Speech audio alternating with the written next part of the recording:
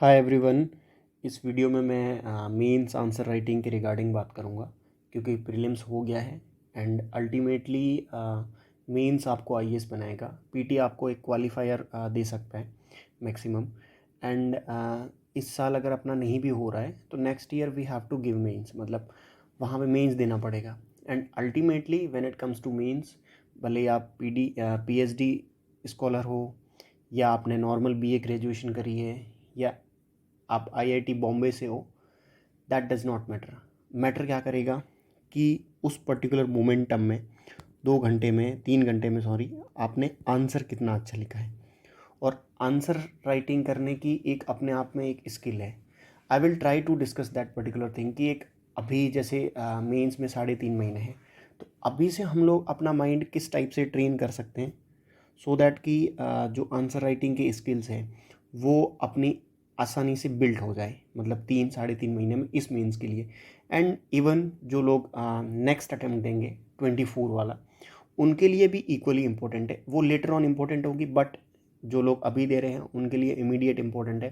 क्योंकि यहाँ पे ये है ना कि प्रीलिम्स जितना एक्टिव लर्निंग प्रीलिम्स में करनी पड़ रही है आज के टाइम में, क्योंकि जैसा इन्होंने इस बार पेपर दिया, उससे ज़्यादा आई थिंक मेंस में करनी पड़ेगी आपको। क्योंकि मेंस में कंटेंट बहुत सारा मिल जाएगा आपको, मार्केट भरी पड़ी है कंटेंट से, but you need to read what UPSC exactly wants from you. ठीक है, तो सबसे पहले स्टार्ट करते हैं। ये एक मार्कशीट है, मैंने टॉपर्स की उठाई है।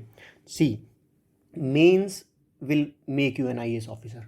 मतलब ये चीज़ आप अभी से माइंड में लेके चलो कि आज नहीं तो कल, कल नहीं तो परसों, जब भी आप मेंस दो तो इतना अच्छे से लिखो कि आपका टोटली अंदर हो जाए, मतलब इंटरव्यू और इन सब चीज़ों का इफेक्ट ही ना पड़े।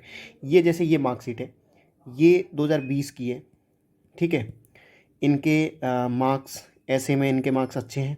ठीक है, GS1 में 90 है, GS2 में 111 है, एंड GS3 में 88 है, एंड यहाँ पे 117 है, 143, 109 एंड 790 मार्क्स है इनके मेंस में। मतलब एक आई थिंक एक अच्छा स्कोर है 791। ठीक है, बट क्या हुआ, ये सर इनके 146 मार्क्स थे इंटरव्यू में। तो इनका जो पूरा मेंस का जो एक एफर्ट था, जो मेंस की प्रैक्टिस थी, मेंस का जो भी इन्होंने किया, वो एक तरीके से मतलब वो होता है ना कि भाई इंटरव्यू ने पूरा ही उसको न्यूट्रलाइज कर दिया। क्योंकि जनरली ये हुआ ना कि ये अनरिजर्व्ड कैटेगरी से थे, तो ऑब्वियसली उस टाइम आई थिंक 940 गई थी। सी, एक इंटरव्यू ने पूरा मेंस के स्कोर को, उन्होंने उनके मेंस के स्कोर को पूरा न्यूट्रलाइज कर लिया।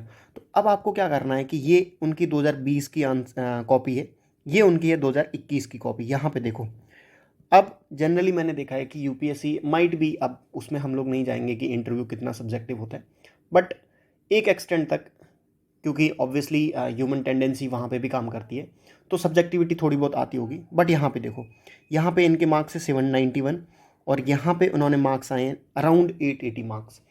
तो उनका जो इस बार वाला इंटरव्यू था ना, पिछले साल तो इंटरव्यू ने उनको न्यूट्रलाइज किया था, बट दिस टाइम उन्होंने मेंस को इतना स्ट्रांग बना लिया कि उनका वो जो इंटरव्यू प्रोसेस था वो बिल्कुल न्यूट्रलाइज हो गया। मतलब अगर उनको इंटरव्यू में 100 मार्क्स भी मिलते ना, तब भी उनकी एक अच्छी रैंक आ जाती। उनको 154 मिले and he got good rank in top 10। तो व्हाट आई वांट टू से इज कि answer writing is the most important one. आपको क्या क्या कंपोनेंट है वो आंसर में होने चाहिए। मैं अपनी साइड से एक एक ट्राई करूँगा कि जो चीज़ मैंने अभी तक प्रोसेस में सीखी है, लोगों से बात करके, इवन जिन लोगों की अच्छी रैंक आई है उनसे बात करके, कि एक आंसर का क्या कंपोनेंट होना चाहिए टॉपर्स की कॉपी देख के। और मुझे पर्सनली ये क्या लगता है कि आंसर एक कैसा होना चाहिए सो दैट उसमें ऑब्जेक्टिविटी हो, सब्जेक्टिविटी ना हो। ठीक है, सबसे पहले हम लोग डिस्कस करेंगे कि एक आंसर, मतलब अल्टीमेटली ये है ना कि पूरा जो प्रोसेस है वो आंसर ओरिएंटेड है, अगर आप समझोगे तो, क्योंकि अल्टीमेटली आपको आंसर लिखना पड़ेगा। ठीक है, तो मैं यही चीज़ डिस्कस करूंगा कि आंसर क्या चीज़ें होती है, मतलब एक अच्छे आंसर्स में। ठीक है, सबसे पहले तो आपको ट्राई करना है कि जितना आप ऑब्जेक्टिव बना सकते हो। ऑब्जेक्टिव मतलब जैसे गवर्नमेंट का अननेसेसरी क्रिटिसिज्म नहीं होना चाहिए, मतलब नॉर्मल हो तो गवर्नमेंट का नहीं हो, गवर्नमेंट की पॉलिसीज़ का हो गया कि जो बजटरी एलोकेशन है वो सफिशिएंट नहीं है, या ग्राउंड लेवल पे जो वर्कर्स है वो सफिशिएंट नहीं है, इम्प्लीमेंटेशन इश्यूज़ आ रहे हैं, या गवर्नमेंट मतलब कंपार्टमेंटलाइज्ड एक पॉलिसी फॉलो कर रही है, तो वो चीज़ें डालनी है। मतलब मॉरल फेलियर है या मतलब कुछ कीवर्ड्स है उनको यूज़ कर सकते हो, ताकि थोड़ा सा आप, ऐसा होता है ना कि मतलब एक एक डिप्लोमेटिकली आप गवर्नमेंट को थोड़ा सा क्रिटिसाइज कर रहे हो, बट नॉट एक्सटेंसिवली, ठीक है।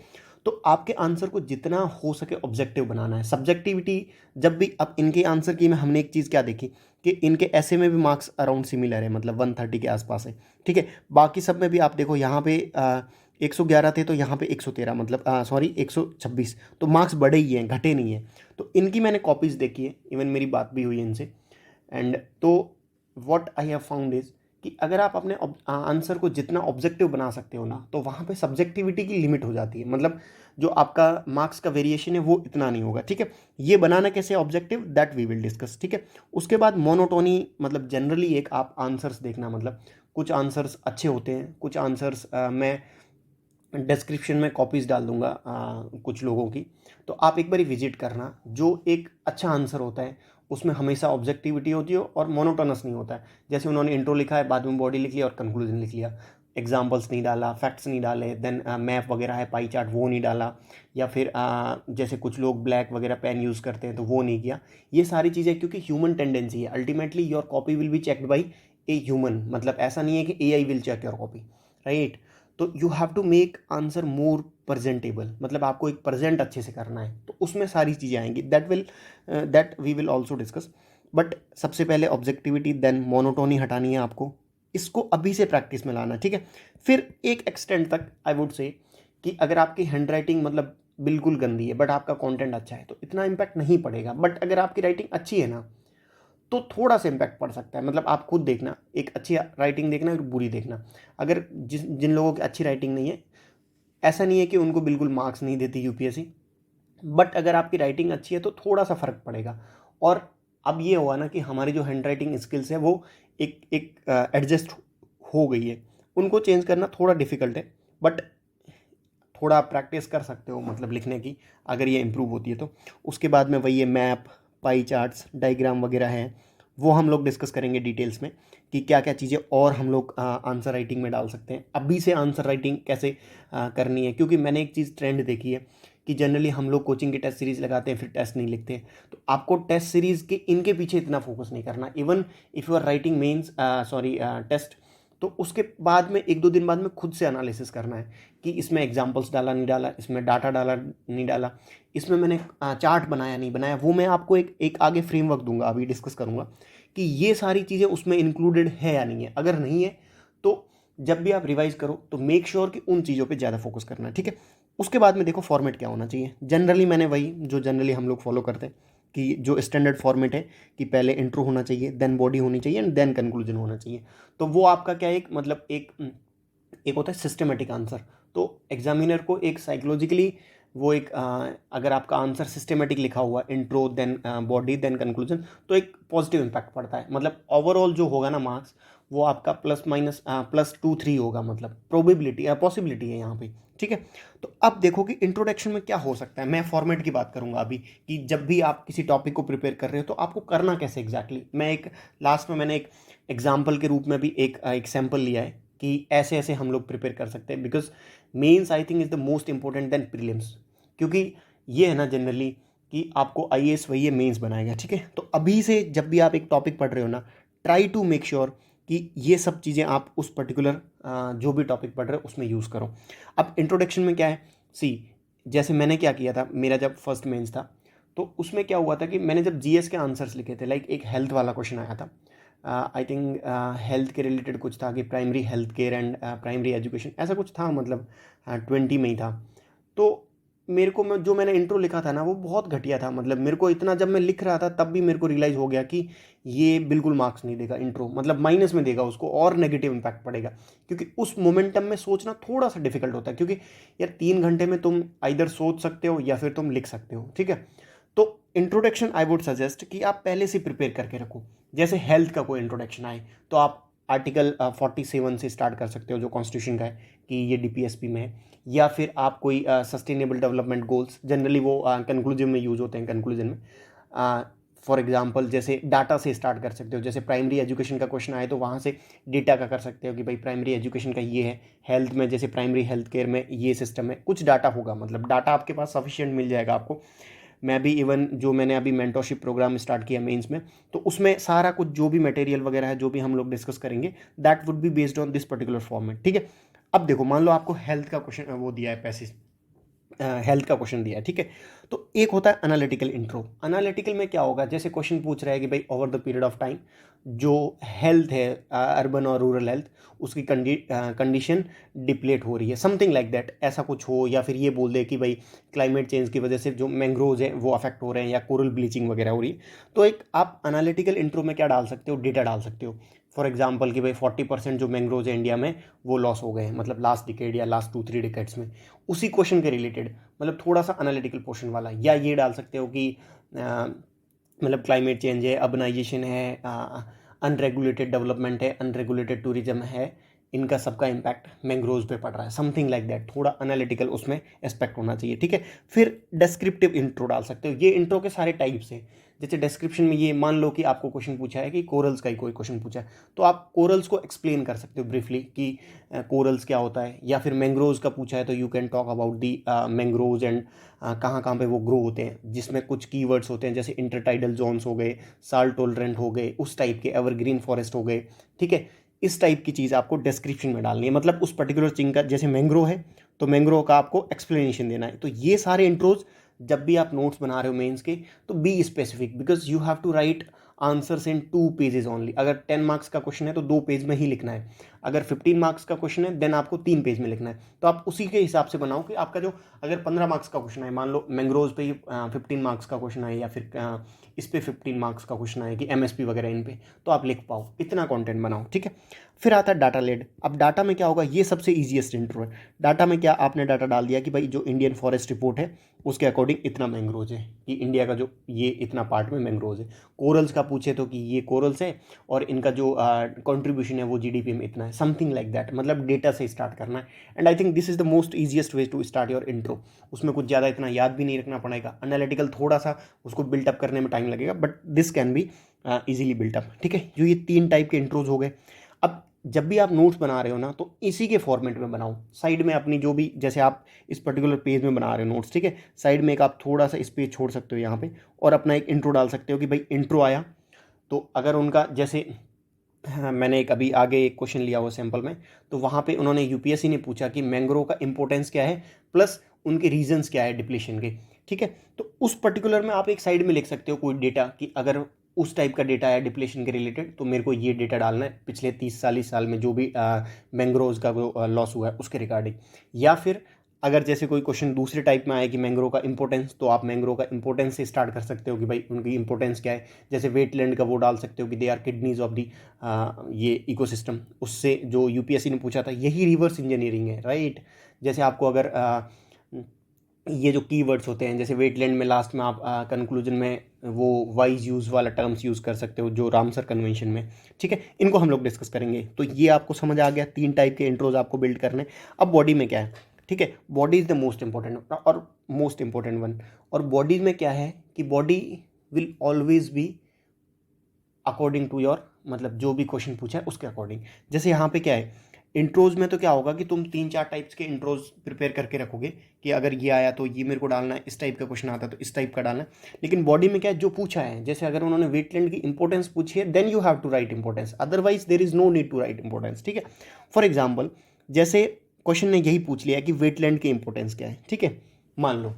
तो क्वेश्चन ने ये पूछा है, बट आपको प्रिपेयर कैसे करना है, मतलब जब भी आप वेटलैंड को प्रिपेयर करो, सबसे पहले स्टेटस देख लिया कि इंडिया में वेटलैंड कितना है, मतलब कितना % है, वो भी फॉरेस्ट रिपोर्ट के थ्रू आपको मिल जाएगा, ठीक है। फिर उनकी इंपॉर्टेंस क्या है। अब इंपॉर्टेंस में क्या है, जनरली जो पब्लिक, जो मैंने लोगों के आंसर देखे हैं, तो उसमें क्या होता है, वो डायरेक्टली लिख लेते हैं कि भाई हाँ ये सर्विसेज प्रोवाइड कर रहे हैं, जो भी वाटर को रिचार्ज कर रहे हैं वगैरह, जो भी किडनीज वगैरह, जो जनरिक पॉइंट होते हैं ना कि ये वेटलैंड्स के रोल है।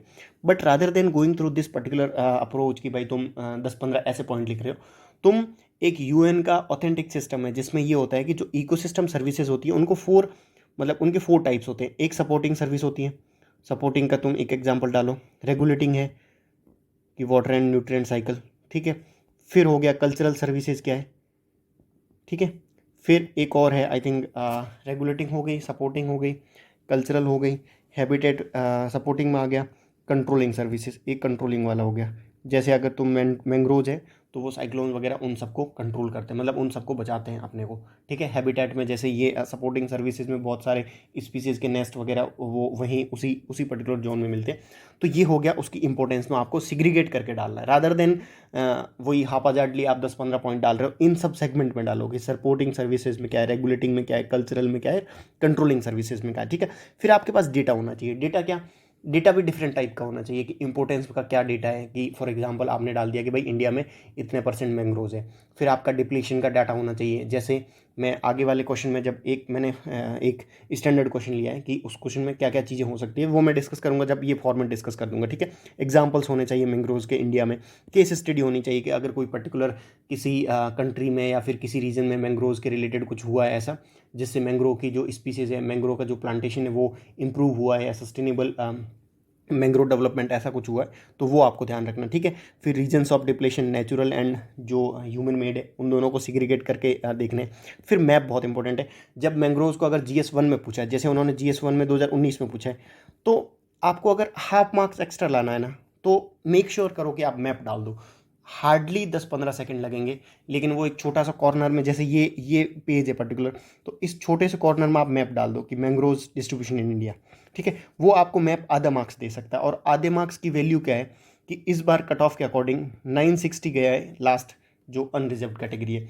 और 960 से लेके तुम अगर वो जाओगे 980 990 तक, मान लो 990 या 1000 तक जाओगे, तो 1000 तक तो आई थिंक टॉप 100 रैंक होगी।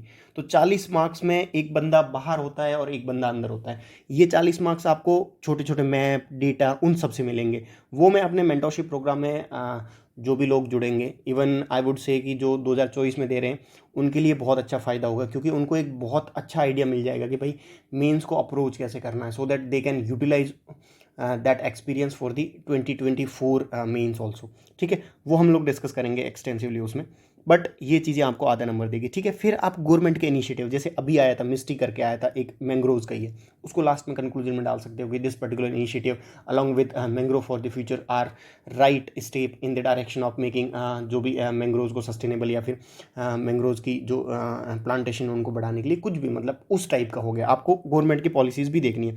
फिर कीवर्ड्स हो गया, जैसे ये वेटलैंड में वाइज यूज वाला प्रिंसिपल है, वो तो राम सर का फेमस प्रिंसिपल है, that must be used in the answer, क्योंकि वही आपका आंसर को, क्योंकि एग्जामिनर जब भी आप देखना, आप किसी टॉपर की कॉपी उठा के देख लो, you will not read every मतलब वर्ड, यू विल जस्ट, मतलब एक होता है ना कि आप बाज की नज़र से देखोगे आंसर को, और आपको लग जाएगा कि बंदे में कितना दम है, कितना उसने लिखा है, ठीक है। उसके बाद में एक वे फॉरवर्ड होना चाहिए। वे फॉरवर्ड में जैसे वेटलैंड में क्या है कि कंपार्टमेंटलाइज्ड वाली अप्रोच नहीं होनी चाहिए, एक हॉलिस्टिक इकोसिस्टम बेस्ड अप्रोच होनी चाहिए, जिसमें सब स्टेक होल्डर, सब जो भी वाटर के सोर्सेज है, उन सबको मतलब मिला के एक कलेक्टिव अप्रोच और community based approach, integrated approach होनी चाहिए, राइट। एंड कंक्लूजन होना चाहिए उसी नोट में, ठीक है। अब ये मैंने बॉडी को डिस्कस किया है, तो आप जब भी किसी टॉपिक को प्रिपेयर करो ना, मेक श्योर करो कि इस लेवल से करो, सो दैट कि आपका बॉडी में कुछ भी आए तो कवर अप हो सके, ठीक है। फिर कंक्लूजन है। अब कंक्लूजन का क्या है, कंक्लूजन के बहुत टाइप्स हो सकते हैं, मतलब आप सम अप कर सकते हो कि जैसे अगर किसी इशू की बात करिए कि ये इशू है, उसके लिए ये सॉल्यूशन है,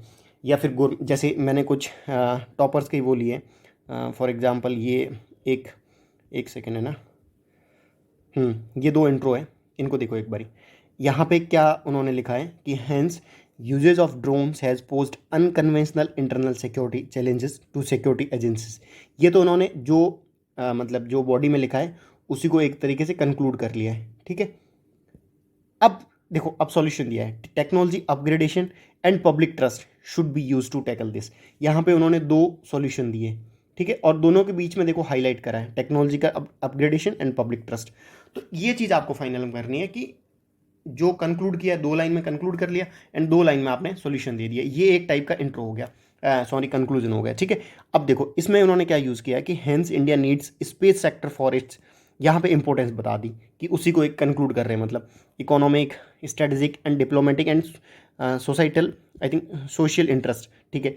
मैनी रिफॉर्म्स आर नीडेड। अब मैनी की जगह आप स्पेसिफिकली डाल सकते हो कि स्ट्रक्चरल रिफॉर्म्स क्या है, रेगुलेटिंग रिफॉर्म्स क्या है, और मतलब अगर आपको रिफॉर्म्स कुछ लग रहा है कि उसमें टेक्नोलॉजिकल अपग्रेडेशन वगैरह स्पेस सेक्टर में क्या हो सकता है, कोलैबोरेशन हो सकता है इंटरनेशनल लेवल पे, something like that are needed to realize the space potential of India, ठीक है। ये हो गया एक कि आपने समराइज किया है, प्लस उसमें हाथों हाथ 1-2 पॉइंट बता दिए कि structural along with operational issues that need to be tackled, something like that, मतलब वो आपको एक मोमेंट के बाद में आ जाएंगे, ठीक है। फिर पॉलिसी लेड इंट्रो हो सकता है। पॉलिसी लेड कैसे, जैसे मैंग्रोव वाला क्वेश्चन है, तो यू कैन राइट कि these programs along with these programs, for example जैसे आप मतलब माल न्यूट्रिशन का ही ले लो, तो उसमें आप डाल सकते हो कि पोषण अभियान अलॉन्ग विथ और कोई पॉलिसी है, जैसे पोषण माह वाले प्रोग्राम चलते हैं पोषण मंथ करके, और जैसे NFS है अपना, और कोई अगर आपने पॉलिसी स्टेट लेवल पे कोई अच्छी पॉलिसी हो, अलॉन्ग विद दैट पॉलिसी ऐसे लिख के लास्ट में लिख सकते हो are in right direction to achieve a sustainable goal number, I think malnutrition वाला 2 है 3 है, हेल्थ वाला अभी मेरे को एग्जैक्टली नहीं याद आ रहा है, तो वो लास्ट में आप मेंशन कर सकते हो कि अचीविंग दिस पर्टिकुलर सस्टेनेबल गोल, ठीक है। उसके बाद में उस लास्ट में क्या करना होता है जनरली, मतलब जब मैंने फर्स्ट टाइम मेंस लिखा था, तो व्हाट आई डिड वाज कि मैंने कंक्लूजन बना लिए थे, जैसे कीवर्ड वाला कंक्लूजन हो गया कि, या फिर कोट हो गया, कोट में जैसे किसी पर्टिकुलर पर्सन का कोट डाल सकते हो कि भाई ये चीज़ है, इससे ये हो सकता है, मतलब मैंने टॉपर्स के कुछ कॉपीज देखी थी, उन्होंने लास्ट में कोट्स डाल रखे हैं, अगर आपको कोई अच्छा कोट आ रहा है तो यू कैन यूज़ दैट, ठीक है। बाकी मेरे को एक पर्सनली अच्छा क्या चीज़ लगी कि मोदी जी ने, मतलब मोदी जी के स्पीच में आप देखना, मतलब इवन इंडिपेंडेंस की स्पीच हो गई, मन की बात हो गई, और भी उनकी स्पीच देखना, उन्होंने बहुत अच्छे अच्छे वर्ड्स यूज़ किए। You can use those words in your conclusion specially. अब जैसे ये था, ये एग्जैक्टली एक क्वेश्चन आया था 2000 जब 21-20 का मैंने मेंस दिया था, तो उस टाइम उन्होंने ये I think self help group का क्वेश्चन पूछा था, तो कंक्लूजन में आई रोट दिस थिंग कि गांव बढ़ेगा तो देश बढ़ेगा, in this direction these things are needed for the rural elevation of rural poverty and, ऐसा कुछ था एक क्वेश्चन SSG और उसके रिलेटेड था, तो आई रोट दिस एग्जैक्टली, ये जो गांव बढ़ेगा देश बढ़ेगा, तो उसमें रूरल पॉवर्टी के रिगार्डिंग ही बात करी थी, तो ये कोट कर दिया। एक वो क्वेश्चन आया था I think separation of power वाला, तो उसमें मोदी जी ने एक अच्छी लाइन लिखी थी, मतलब योजना की थी कि corporation and coordination among the all 3 branches of the government is needed for the good governance, ऐसा कुछ था कि they are member of this same family and hence corporation and coordination is needed for the achieving the good governance, something like that, अभी मेरे को exactly याद नहीं है, but what I am saying is कि इस टाइप का कुछ कंक्लूजन आप यूज़ कर सकते हो, ठीक है। तो ये आपको हो गया ब्रॉडली फॉर्मेट। अब आता है कि कंपोनेंट, मतलब एक आंसर में ऑब्जेक्टिविटी लाने के लिए, क्योंकि मैंने एक चीज़ देखी है कि बहुत सारे लोग हैं जो अपनी रैंक इंप्रूव करते हैं। अब रैंक इंप्रूव करने के लिए ऐसा तो है नहीं कि UPSC सब्जेक्टिव है, मतलब they might have followed a similar strategy और they might have followed a objective answer writing. तो ऑब्जेक्टिविटी में क्या होगा ना कि ये जो सारे कंपोनेंट है ये ऑब्जेक्टिविटी के, आपकी ऑब्जेक्टिविटी को बढ़ाएंगे आंसर में, ठीक है। तो आपको try to use all these things in the answer, जो भी आप टॉपिक बिल्डअप कर रहे हो, जैसे आप कोई भी, मतलब इसमें सब्जेक्ट वाइज भी है, जैसे आप बेसिक स्ट्रक्चर को कर रहे हो तो उसका एक बेसिक स्ट्रक्चर डॉक्ट्रिन की एक डेफिनेशन देख लिया आपने, कैसे इवॉल्व हुई है, क्या सुप्रीम कोर्ट के जजमेंट से लेटेस्ट जजमेंट कौन सा है, जैसे NGSE वाला है जिसमें सुप्रीम कोर्ट ने बोला था कि भाई independence of the judiciary is the basic structure, ठीक है। उससे पहले सेक्युलरिज्म का है, फेडरलिज्म का है, अगर मेनका गांधी वाला, मतलब बहुत सारे केसेस मिल जाएंगे तुम्हें, ठीक है।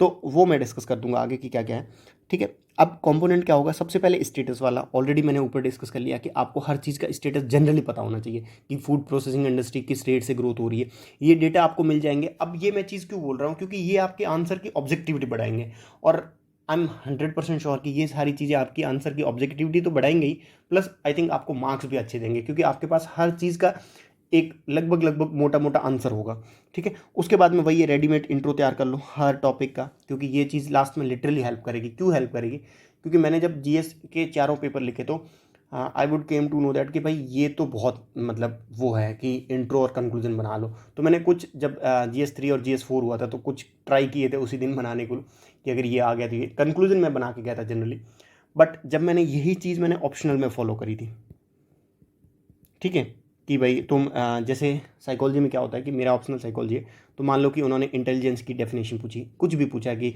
How the concept of intelligency has evolved, या फिर किसी 2 थ्योरीज़ को उन्होंने कंपेयर करने को बोला है, कुछ मतलब इंटेलिजेंसी को डिफाइन करने का बोला है। तो मैंने क्या किया कि जो भी सारे एक्सपर्ट्स की डेफिनेशन थी ना, जैसे हम लोग EI में साल्वोय और मेयर की डेफिनेशन पढ़ते हैं, गोलेमन की डेफिनेशन पढ़ते हैं, तो उसी साल एक EI का कोई क्वेश्चन आया था कि EI की इंपॉर्टेंस समथिंग लाइक दैट कुछ था, मतलब तो मैंने उन दोनों की जो बंदों की डेफिनेशन थी वो इंट्रो में डाल दी। तो मेरे को बाद में पता चला कि मेरा जो फर्स्ट पेपर था उसमें 140 मार्क्स थे, तो वो स्टैटिक पोर्शन होता है पूरा कंप्लीटली और थ्योरेटिकल पोर्शन होता है, बट सेकंड पेपर में 120 थे। तो जो फर्स्ट पेपर था उसमें मार्क्स आने का रीज़न यही था कि उसमें मैंने कुछ इंट्रोडक्शन में एक्सपर्ट्स की डेफिनेशन लिखी थी, प्लस जहाँ जहाँ मेरे को मौका मिला ना, वहाँ वहाँ मैंने कुछ वही एक्सपर्ट्स के नाम भी लास्ट में डाले थे। तो वो तो जनरली ऑप्शनल में होता है, मैं एक साइकोलॉजी का अलग से वीडियो बनाऊंगा कि साइकोलॉजी को कैसे प्रिपेयर करना है, ठीक है। तो आपको क्या करना है कि रेडीमेड रख देना है, फिर डेटा, हर चीज़ का डेटा, मतलब एटलीस्ट 3 to 4 डेटा रखो। ये बड़ी चीज़ नहीं है, आपके पास एक बारी दो बारी आपने मैंग्रोव के, मतलब मान लो मैंग्रोव्स कर रहे हो, कोरल्स कर रहे हो, कोई भी टॉपिक कर रहे हो, एक दो बारी आपने डेटा देखा तो लगभग लगभग डेटा आपको याद हो जाएगा। एंड जब भी कोई क्वेश्चन आ जाए ना, मान लो मैंग्रोव का आ जाए, तो you have to put all this data, मतलब आपको कहीं ना कहीं उसको यूज़ करके आना है। और पक्का है कि आपने अगर डेटा अच्छे से तैयार किया है तो आपको ऑप्शन मिल जाएगा डेटा कहीं ना कहीं यूज़ करने का, ठीक है। उसके बाद चलते हैं केस स्टडी। अब जैसे अगर आपने पीडीएस रिफॉर्म्स का पढ़ा हो, तो जनरली जो छत्तीसगढ़ का है, अरुणाचल मॉडल है, वो इनका बहुत अच्छा है पीडीएस का। You can site those examples, ठीक है। फिर अगर आपने वर्ल्ड लेवल पे अगर कोई ऐसा पब्लिक डिस्ट्रीब्यूशन सिस्टम का कोई अच्छा एग्जांपल हो, वो डाल सकते हो। जैसे क्यूबा का प्राइमरी हेल्थ केयर में अच्छा है, इसराइल का एग्रीकल्चर में अच्छा है, ठीक है। टेक्नोलॉजी का चाइना का अच्छा है, बट चाइना का नहीं देना चाहिए एग्जाम्पल, ठीक है। बाकी हम लोग मतलब एक आपको एग्जाम्पल तैयार करना है। जैसे लोकल सेल्फ गवर्नमेंट मलेशिया है, अपने केरला और तमिलनाडु की अच्छी है। जो पब्लिक हेल्थ एंड जो प्राइमरी हेल्थ केयर है या फिर प्राइमरी एजुकेशन सेक्टर है, वो तमिलनाडु और केरला का अच्छा है। You can site those examples, ठीक है। फिर बांग्लादेश में वुमेन की कंडीशन, मतलब वुमेन लेड डेवलपमेंट हुआ है बांग्लादेश में, दैट यू कैन यूज़ कहीं पे भी केस स्टडी में, ठीक है। उसके बाद जैसे आप मान लो कि एफआरए पढ़ रहे हो, क्वेश्चन आ जाए एफआरए का, तो एफआरए उड़ीसा और त्रिपुरा मतलब ये केस स्टडीज़ है एफआरए को इम्प्लीमेंट करने के लिए। सेम क्वेश्चन अगर डिजास्टर का आ जाए, तो उड़ीसा ने बहुत अच्छे से डिजास्टर का इम्प्लीमेंट किया है। फिर आप अगर राजस्थान में आ जाओ, तो आरटीआई का जैसे जन सूचना केंद्र है, तो राजस्थान का वो जन सूचना केंद्र अपने आरटीआई से बहुत स्ट्रॉन्ग है और इफेक्टिव है। तो ये सारी वो जो अपने मेंस का जो मेंटरशिप प्रोग्राम है, उसमें मैं डिस्कस करूंगा कि क्या क्या केस स्टडीज़, हर टॉपिक की कम से कम 3 से 4 केस स्टडी अपने को रखनी है। जिस टाइप का टॉपिक आए अपने को उस टाइप की केस स्टडी पुटअप करनी है, ठीक है। फिर आपने एग्जाम्पल्स में क्या करना है, मैं उस आंसर के थ्रू बताऊंगा कि क्या क्या एग्जाम्पल पुटअप कर सकते हैं।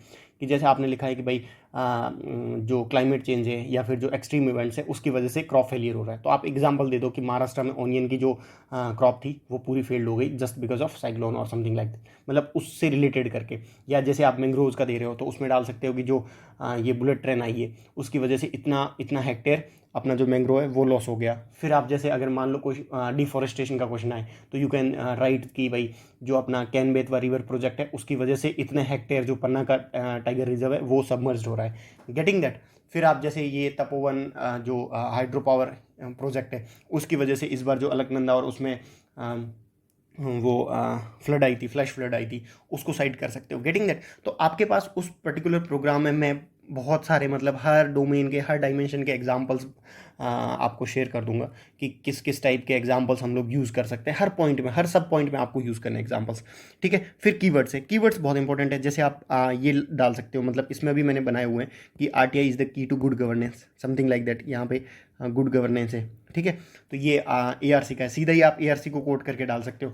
फिर या फिर अकॉर्डिंग टू दिस कमेटी, या फिर किसी कमेटी की रिकमेंडेशन होती है, जैसे वो है तारापुर कमेटी की रिकमेंडेशन कि जब तक फंडामेंटल्स आपके स्ट्रांग नहीं होंगे तब तक तुम, मतलब कैपिटल कन्वर्टिबिलिटी ना हो इंडिया में, समथिंग लाइक दैट। आप किसी कमेटी का, किसी एक्सपर्ट्स का, मतलब उनका एक ओपिनियन डाल सकते हो एज ए कीवर्ड्स। या कीवर्ड्स जैसे अगर आप मान लो लोकल सेल्फ गवर्नमेंट का क्वेश्चन लिख रहे हो, हर साल एक क्वेश्चन आता है, ठीक है। तो आप क्या कर सकते हो, ये वर्ड्स होने चाहिए, डिसेंट्रलाइजेशन, ये ऐसे डेमोक्रेटिक डिसेंट्रलाइजेशन, या फिर इफेक्टिव डिवोल्यूशन। ये जो कीवर्ड्स है ना, ये आपके मेंशन होने चाहिए।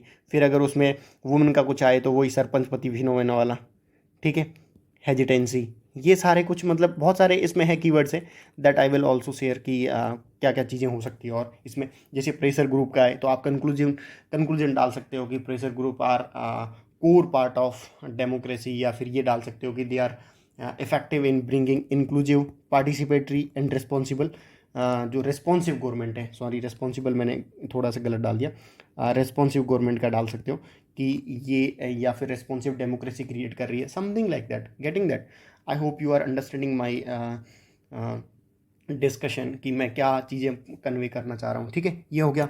उसके बाद में एनालिसिस बहुत इंपॉर्टेंट है। अब ये मैं क्यों डाल रहा हूँ ये कंपोनेंट में, ये तुम्हारा बॉडी बनाएगा, मेन पोर्शन जो भी आंसर है।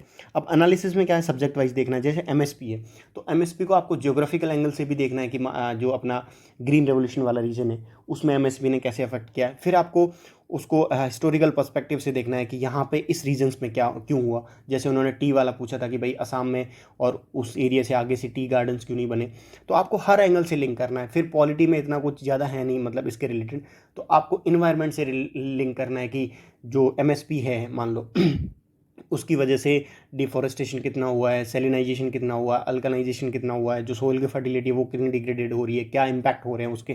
ठीक है, तो आपको हर सब्जेक्ट वाइज देखना है। फिर देखना है कि how technology can help. UPSC generally integrate करती है टॉपिक्स को। वो क्या करते हैं कि जैसे क्रॉप डाइवर्सिफिकेशन पूछ लिया तो उसके साथ साथ ये दे देंगे कि हाउ टेक्नोलॉजी विल हेल्प, जो क्रॉप डाइवर्सिफिकेशन है उसको कैसे हेल्प करेगा। ठीक है, तो you need to make your notes in this particular framework. ठीक है, उसके बाद में रीजन वाइज वही है, जो नॉर्थ इंडिया है, साउथ इंडिया है, देन नॉर्थ ईस्ट है, उसके रिगार्डिंग बना सकते हैं। स्टेक होल्डर वाइज बना सकते हैं कि जो एमएसपी है वो फार्मर्स को कैसे बेनिफिट करती है, कंज्यूमर्स को कैसे करती है, बच्चों को कैसे करती है, ये जो मिड डे मील वाला कंसेप्ट है फिर गवर्नमेंट को कैसे करती है, जो प्रोड्यूसर है उनको कैसे बेनिफिट करती है, फिर मंडी वंडी, मतलब इन सब चीज़ों को स्टेक होल्डर लेड अप्रोच कर सकते हो। ठीक है, ये तो हम लोग डिस्कस करेंगे इसको, एनालिसिस ये सबसे इंपॉर्टेंट टॉपिक है। ठीक है, जो कोर डिमांड है, जो क्वेश्चन पूछा है, मान लो ये क्वेश्चन पूछ ले कि भाई how climate change is affecting the corals, तो उसमें आपका क्या लिखना पड़ेगा, आपको हर एंगल डालना पड़ेगा क्लाइमेट चेंज का विथ एग्जांपल्स, कि जैसे ग्रेट जो बैरियर रीफ है वो कैसे अफेक्ट हुई है लास्ट ईयर्स में।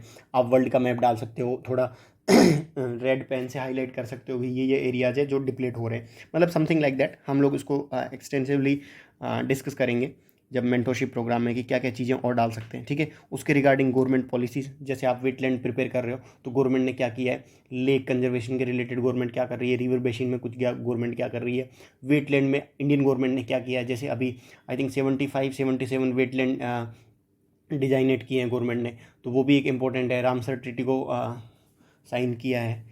और भी चीज़ें अगर कोई गवर्नमेंट ने पर्टिकुलर प्रोग्राम लाया, जैसे ये मिस्टी वाला प्रोग्राम है मैंग्रोव्स के लिए, ये भी इंपॉर्टेंट है। ठीक है, तो आपको क्या करना है कि हर चीज़ को, सस्टेनेबल एक्वाकल्चर हो गया, सस्टेनेबल श्रिम्प फार्मिंग हो गई, ये सारी चीज़ें डाल सकते हो कहीं ना कहीं आप। ठीक है, गवर्नमेंट पॉलिसीज़ आपको देख के जानी है, they can ask government policy. ठीक है, फिर अगर आप आंसर GS2 हो तो उसमें आर्टिकल्स, जैसे अगर ये क्वेश्चन पूछे फेडरलिज्म का तो उसमें आप जो भी आर्टिकल्स रिलेटेड है वो डाल सकते हो with articles and with words. जैसे आर्टिकल 200 डाल सकते हो, 356 डाल सकते हो। ठीक है, फेडरलिज्म 131 डाल सकते हो, 142 डाल सकते हो, मतलब बहुत सारे आर्टिकल्स है। ये हम लोग एक्सटेंसिवली जब भी PYQs करेंगे मेंटरशिप प्रोग्राम में तो आई विल डिस्कस की क्या क्या चीज़ें, स्कोप कहाँ पे, मतलब कैसे कैसे हम लोग आधा नंबर अपना बढ़ा सकते हैं। This is the most important one, because मेरे को क्या लगता है पर्सनली कि अगर आपने 50 नंबर आंसर राइटिंग से बढ़ा लिया ना तो आपका इंटरव्यू न्यूट्रलाइज हो जाएगा, मतलब इवन आप अनरिजर्व कैटेगरी से। तो this is how we can make change, कि आपको अगर GS2 का कोई भी क्वेश्चन पूछे, कॉन्स्टिट्यूशनल मॉरलिटी पूछे, तो आप अंबेडकर की डेफिनेशन डालो उसमें। साथ साथ जैसे आप कॉन्स्टिट्यूशन का कौन सा पार्ट प्रीएम्बल, जो अपना कॉन्स्टिट्यूशनल मॉरलिटी को एक कौन सा पार्ट है जिसमें कॉन्स्टिट्यूशनल मॉरलिटी है, समथिंग लाइक दैट। आप प्रीएम्बल को अगर लिख रहे हो, फंडामेंटल राइट्स लिख रहे हो तो उसमें लिखो ड्यू प्रोसेस ऑफ लॉ। अगर आप सुप्रीम कोर्ट के जजमेंट लिख रहे हो तो मेनका गांधी जजमेंट, मतलब ये सारे कुछ छोटे छोटे, जैसे अभी ये NGSC वाला है, मतलब बहुत सारी चीज़ें हैं इसमें। हम लोग विशाखा गाइडलाइंस है, बहुत सारी चीज़ें डिस्कस करेंगे कि क्या क्या कैसे कैसे मतलब आधा नंबर बढ़ सकता है। This is the most important one. ठीक है, ये हो गया। उसके बाद में पेपर स्पेसिफिक हो गया, जैसे इकोनॉमी का आएगा तो इकोनॉमी में data is the most important one. Data है, कुछ कीवर्ड्स है, देन पॉलिसीज़ है, जैसे एक्सपोर्ट में पूछ लिया तो इंडियन गवर्नमेंट क्या पॉलिसीज़ ला रही है, और UPSC GS3 में ही पॉलिसी ज़्यादा पूछती है। ठीक है, उसके बाद में पॉलिटी हो गया जैसे GS2, तो articles are the most important one. अगर सुप्रीम कोर्ट का कॉलेजियम सिस्टम दिया है तो 124 का क्लॉज 2 बहुत इंपॉर्टेंट है। ठीक है, अगर कंप्लीट जस्टिस वाला कुछ ऐसा दिया है तो 142 हो गया। फिर अगर उन्होंने जुडिशियल रिव्यू दिया है, ठीक है, तो आर्टिकल 13 से लेके बहुत सारे जुडिशियल 32 डाल सकते हो, और भी जुडिशियल रिव्यू के पार्ट्स हैं उनको डाल सकते हो। ठीक है, इस बार जैसे उन्होंने कॉन्स्टिट्यूशनल मॉरलिटी का दिया है आई थिंक लास्ट ईयर दिया था, तो उसमें तुम सुप्रीम कोर्ट के बहुत सारे बतेरे जजमेंट डाल सकते हो। ठीक है, तो वो हम लोग डिस्कस करेंगे, सुप्रीम कोर्ट के जजमेंट जितने भी रेलिवेंट जजमेंट है उनको डिस्कस करेंगे कि क्या क्या है जो मेंटरशिप प्रोग्राम है उसमें। बट यहाँ पे ये है कि ये सारी चीज़ें आपको कलेक्ट करनी है। फिर ज्योग्राफी है, तो ज्योग्राफी में map is the most important one. जैसे अगर वो पूछ रहे हैं इस बार प्राइमरी और सेकेंडरी रॉक पूछे तो आप मैप बना सकते हो। जैसे उन्होंने फोटोकेमिकल स्मोक पूछा था तो आप मैप बना सकते हो कि कैसे फोटोकेमिकल स्मोक बन रहा है। बना नहीं सकते हो, यू हैव टू मेक, मतलब there is no choice in geography I think, क्योंकि ज्योग्राफी में अगर आपको हाफ मार्क्स एक्स्ट्रा लेना है मतलब बाकी सब लोगों से, तो you have to make map. जैसे ये मैंग्रोव वाला क्वेश्चन आ जाए तो आप क्या कर सकते हो, मतलब फटाफट में इतना टाइम नहीं लगेगा, मैप इंडिया का एक बार अगर आप सीख जाओगे तो लगभग लगभग बन जाएगा, मतलब थोड़ा सा और सही बन जाता। बट आपको जल्दी से मैप बना के यहाँ पे मैंग्रोव लिख लेने कि कौन कौन से मैंग्रोव है कोस्टल एरियाज़ में। जैसे ये लिख लिया तो आपका आधा नंबर श्योर है कि उसमें बढ़ जाएगा। कोरल्स आए तो कोरल कहाँ कहाँ पे ब्लीच हो रही है क्लाइमेट चेंज की वजह से, that you can show in the map. तो this is how you need to have a subject approach strategy. ये हम लोग डिस्कस करेंगे, हिस्ट्री में अलग है, पॉलिटी में अलग है, PS उसमें IR में अलग है, अपना टेक्नोलॉजी में अलग है, इन्वायरमेंट में अलग है। That we will discuss extensively in the जो भी अपना मेंस मेंटोरशिप प्रोग्राम है उसमें। बट नाउ जो लोग यूट्यूब पे देख रहे हैं उनके लिए ये है कि ये सारे कंपोनेंट पे आपको फोकस करना है। देन कंक्लूजन मैंने ऊपर टाइप डिस्कस कर लिए, कंक्लूजन में क्या हो सकता है। फिर है आई थिंक सबसे इंपॉर्टेंट है प्रैक्टिस, इंपॉर्टेंस ऑफ प्रैक्टिस। क्योंकि 3 घंटे में 20 क्वेश्चन लिखने के लिए यू नीड, मतलब आपका पेन, सच में इतना टाइम नहीं मिलेगा कि घड़ी देखने को टाइम मिले। मतलब सच में यू विल नॉट बिलीव कि आपका 3 घंटे कैसे चले जाएंगे पता ही नहीं चलेगा। मतलब हाथ भी चलेगा, कॉग्निटिव जो अपना माइंड है वो भी चलेगा, सब कुछ चलेगा। बट जो आपने जितनी प्रैक्टिस करी है ना, प्रैक्टिस क्या करती है कि आपके सब चीज़ों को सबकॉन्शियस माइंड में डाल देती है। अब चीज़ देखो, एक चीज़ मैंने यूट्यूब पे वीडियोज़ डाले, ठीक है, उसमें बहुत लोगों के मेरे को पर्सनल मैसेज आए थे कि भाई हमारा क्वालिफाई हो रहा है 1 या 2 जो भी पेपर है कॉम्प्रिहेंशन पार्ट वाले वीडियो से हो रहा है। आई एम हैप्पी कि कुछ लोगों का हो रहा है जिन्होंने अच्छे से मेहनत करी है और जिन्होंने प्रैक्टिस करी है उनके सबकॉन्शियस माइंड में गई है। और मैं डेफिनेटली कह सकता हूँ कि बिगनिंग के 10 मिनट में जो लोग भी देख रहे हैं जिनके साथ ये हुआ है कि बिगनिंग के 10-15 मिनट्स में आपको थोड़ा सा पैनिक हुए होंगे क्योंकि सारे ऑप्शन उस टाइप के थे। लेकिन धीरे धीरे धीरे धीरे आपको सब टेक्निक्स याद आ रही होगी, धीरे धीरे जैसे सम वाला पॉइंट याद आ रहा था, 2 क्वेश्चन डायरेक्टली आए थे सम के और उसमें हार्डली 4 से 5 सेकंड नहीं लगेंगे, सब में सम ही देखना था, सम सम सम सम देख के काम खत्म। सीधे 4 क्वेश्चन जो 4 मार्क्स है आपको सम वाली टेक्निक से मिल जाता, ठीक है। मतलब बहुत सारे ऐसे क्वेश्चन थे, वो हम लोग बाद में कभी डिस्कस करेंगे। But I just want to say कि जितना प्रैक्टिस ज़्यादा करोगे ना वो आपके सबकॉन्शियस माइंड तक चीज़ें जाएगी और सबकॉन्शियस माइंड तक गई फिर आपका स्ट्रेस, ये एंजाइटी, ये मतलब जो भी कॉन्शियस माइंड में चीज़ें होती है कि पेपर नहीं होगा एकदम से, वो सारी हट जाएगी क्योंकि subconscious mind is more powerful and more effective than your conscious mind. क्योंकि जनरली अभी रिसर्च हो रही है साइकोलॉजी में कि 90% तक तुम्हारा जो कंट्रोल है वो सबकॉन्शियस माइंड करता है, ठीक है। तो इसको हम लोग कभी बाद में डिस्कस करेंगे, ठीक है। वही है, प्रैक्टिस मेक्स मैन परफेक्ट। ये मेंस में तो बिल्कुल फॉलो हो रही है क्योंकि जिन लोगों ने अच्छे से प्रैक्टिस करी है उनके अच्छे मार्क्स आए, ठीक है। अब क्या है, if you want to practice तो मैंने अपना टेलीग्राम चैनल ज्वाइन कर सकते हो, मैं डिस्क्रिप्शन में लिंक डाल दूंगा। एंड लाइव आंसर राइटिंग का एक प्रोग्राम स्टार्ट किया मैंने। उसमें यह है कि हम लोग डेली 6 क्वेश्चन लिखेंगे, मतलब 1 घंटे का सेशन होगा लाइव, 6 क्वेश्चन दिए जाएंगे तुम्हें, वो PYQ के अलाइंड होंगे, PYQs भी होंगे। उसके बाद उनके नोट्स इसी फॉर्मेट में प्रोवाइड किए जाएंगे कि आपको एग्जाम्पल्स, डेटा कौन कौन से डालने हैं, क्या क्या डालने हैं। प्लस ये है कि जितना आप लिखोगे, लाइक उसमें 50 दिन का एक ड्यूरेशन होगा, तो 50 दिन में आप आराम से मतलब 400 क्वेश्चन तक लिख लोगे। तो इतने क्वेश्चन लिख लोगे तो आई विल डेफिनेटली श्योर कि आपका, अब आप यहाँ पे अगर आप 0 पे हो तो आप एक अच्छे मतलब 70-80% तक चले जाओगे। और अगर आपने खुद से और अच्छे से मेहनत की तो you will be expert in answer writing. तो यही सारा कुछ गेम है क्योंकि practice will make you perfect here also. जितनी प्रैक्टिस करोगे, अगर आपको अच्छा लगे, मैंने टेलीग्राम चैनल पे अपने वो डाल दिए हैं फीचर्स क्या क्या है उन सारे पे, मैं एक सेपरेट वीडियो बना दूंगा जो भी आपको कन्फ्यूजन है। So if you want you can join that particular course. उसमें आपको मेंस के रिलेटेड ऑलमोस्ट सब चीज़ें मिलेगी, गाइडेंस से लेके, मेंटरशिप से लेके, जो भी नोट्स वगैरह है PYQs के, या जो करंट में टॉपिक चल रहे हैं कि क्या क्या चीज़ें हैं जो पूछ सकते हैं प्री और मेंस के बीच में। वो जनरली ज़्यादातर न्यूज़पेपर की करंट की चीज़ें पूछते हैं, जो भी मैंने एनालिसिस किया अभी तक, वो सब कुछ सारा जो PT की मेंटरशिप में मैंने प्रोवाइड किया था लास्ट तक, वो सारा कुछ उसमें होगा। उसकी डिटेल के लिए मैं एक सेपरेट वीडियो बना दूंगा, ठीक है। उसके बाद में जैसे ये क्वेश्चन एक मैंने एज ए सैम्पल लिया है कि क्या क्या चीज़ें हो सकती हैं, ठीक है। ये एक सैम्पल है, मतलब कंप्लीट आंसर नहीं है, इसमें और भी चीज़ें ऐड हो सकती हैं। मैंने जस्ट थोड़ा सा ट्राई किया बना। यहाँ पे क्या किया है इन्होंने, क्वेश्चन क्या पूछा है, ये 2019 का क्वेश्चन है। यहाँ पे पूछा डिस्कस द कॉजेज, एक पार्ट हो गया ये, this is the first part, मतलब इस ये आपका 5 मार्क्स का है। and depletion of the mangroves and explain their importance, this importance one is the second part। तो आपको क्या करना है कि जब भी इनको देखो ना, दोनों को ऊपर हाईलाइट कर लो, मतलब बॉक्स बना लो कि मेरे को इंपॉर्टेंस लिखनी है और कॉजेज लिखने हैं, ठीक है। अब आपको क्या करना है, इंट्रोडक्शन में आई टोल्ड यू कि डेटा का डाल सकते हो। सबसे ऑथेंटिक जो रिपोर्ट है Indian state of forest report, उसका डेटा डाल दिया, ठीक है। ये डिप्लेशन वाला डेटा डाल दिया, ये स्टेटस का डेटा है, ये डिप्लेशन का डेटा है, ठीक है। ये हो गया डेटा लेड इंट्रो। जैसा क्वेश्चन हो उसके हिसाब से आप मोल्ड कर सकते हो, ठीक है। ये एक डाल दिया डिस्क्रिप्शन की, ये सॉल्ट टोलरेंट वेजिटेशन है, इंटरटाइडल जो रीजन है वहाँ पे होती है, ट्रॉपिकल सब ट्रॉपिकल इन एरियाज़ में है, और ये रीजन्स डाल दिए कि ये जो 3 डिग्री नॉर्थ है 30 डिग्री साउथ है उसमें होते हैं, और बाकी ये डाल सकते हो कि एवरग्रीन फॉरेस्ट है, मतलब समथिंग लाइक दैट आपने एक डिस्क्रिप्टिव इंट्रो डाल दिया, ठीक है। ये मैंने टाइप्स एक्सप्लेन किए हैं ताकि आप अभी से आपका जो माइंडसेट है उसी वे में अलाइन हो सके, ठीक है। उसके बाद में ये जैसे ये डिप्लीशन वाला एक छोटा सा डाटा है कि 40% डिप्लीट हो गए, ठीक है।